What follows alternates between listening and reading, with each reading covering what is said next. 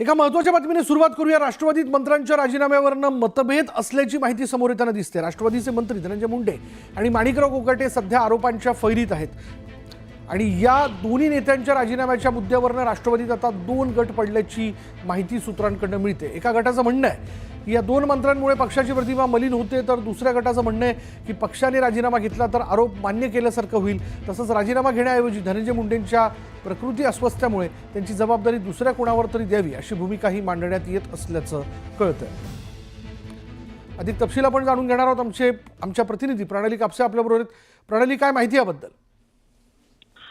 काल कॅबिनेट बैठक झाली आणि त्या बैठकीच्या पूर्वी राष्ट्रवादीची स्वतःची एक प्री कॅबिनेट होत असते आणि त्या बैठकीमध्ये काल अशी चर्चा झाल्याची माहिती मिळते आहे की धनंजय मुंडे आणि माणिकराव कोकाटे जे आत्ताच्या घडीला दोन्ही जे मंत्री आहेत जे वादाच्या भोवऱ्यात अडकलेले आहेत, या दोघांच्या राजीनाम्याच्या संदर्भात काल चर्चा झाली। तर राष्ट्रवादीच्या मंत्र्यांचा एक गट जो आहे तो राजीनामा घेण्याच्या बाजूने, तर दुसऱ्या गटाचं असं म्हणणं आहे की राजीनामे घेतले तर ही जी त्यांच्यावर होत असलेले आरोप जे आहे ते मान्य केल्यासारखं होईल। धनंजय मुंडे यांच्या बाबतीमध्ये त्यांचे प्रकृती अस्वास्थ्यामुळे ते सातत्यानं मंत्रालयामध्ये सुद्धा गैरहजर आहे, त्यांच्यावर काही शस्त्रक्रिया सुद्धा झालेल्या आहेत। त्या पार्श्वभूमीवर त्यांना बाजूला करून त्यांचा चार्ज हा सध्याच्या घडीला दुसऱ्या कोणाला द्यावा असा एक मुद्दा काल पुढे आला आणि त्याचबरोबर माणिकराव कोकाटे हे आता वरच्या कोर्टामध्ये गेलेले आहेत। त्या कोर्टाची तारीख आता येत्या 1 तारखेला त्याबद्दलचा निर्णय होणार आहे। तर 1 तारखेपर्यंत आपण त्यावर लक्ष ठेवूया। 1 तारखेला जो काही निर्णय येईल त्या आधारावर माणिकराव कोकाटे यांचा राजीनामा घ्यायचा किंवा नाही या गोष्टी ठरणार आहे। तर एकूणच जर आपण बघितलं तर या दोन्ही मंत्र्यांच्या राजीनाम्याला घेऊन पक्षामध्येच कुठेतरी दुमत असल्याचं दिसून येते, जेव्हा की महायुतीच्या नेत्यांनी स्पष्ट केलेलं आहे की या दोघांच्या राजीनाम्याचा निर्णय हा राष्ट्रवादी काँग्रेस पक्षच घेईल। धन्यवाद प्रणाली या सगळ्या तपशिलाबद्दल।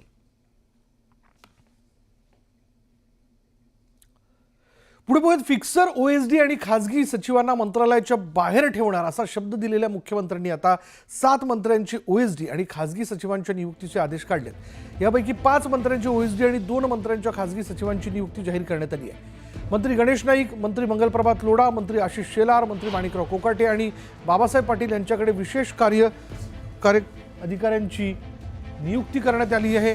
तर मंत्री जयकुमार रावल आणि इंद्रनील नाईक यांच्या खासगी सचिवांच्या नियुक्तीचे सामान्य प्रशासन विभागाकडून आदेश जारी करण्यात आलेले आहेत।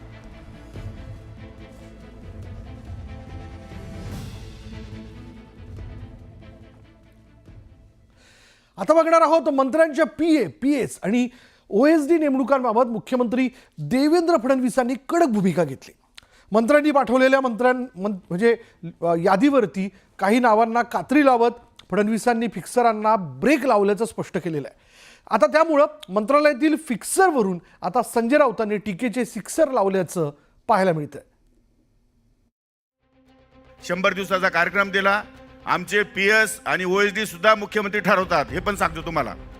आमच्या पण हातात काय राहिलं नाही, त्यामुळे आम्हाला तर नीट काम करावंच लागेल। माणिकराव कोकाटेंना कदाचित ते माहिती नसेल, पीएस आणि ओएसडी नेमण्याचा अधिकार हा मुख्यमंत्र्याचाच आहे। तुम्हाला पाहिजे ती नावं पाठवा, पण त्या नावांमध्ये ज्यांची नावं फिक्सर म्हणून, ज्यांची नावं चुकीच्या कामामध्ये इन्व्हॉल्ड आहेत, त्यांना मी मान्यता देणार नाही।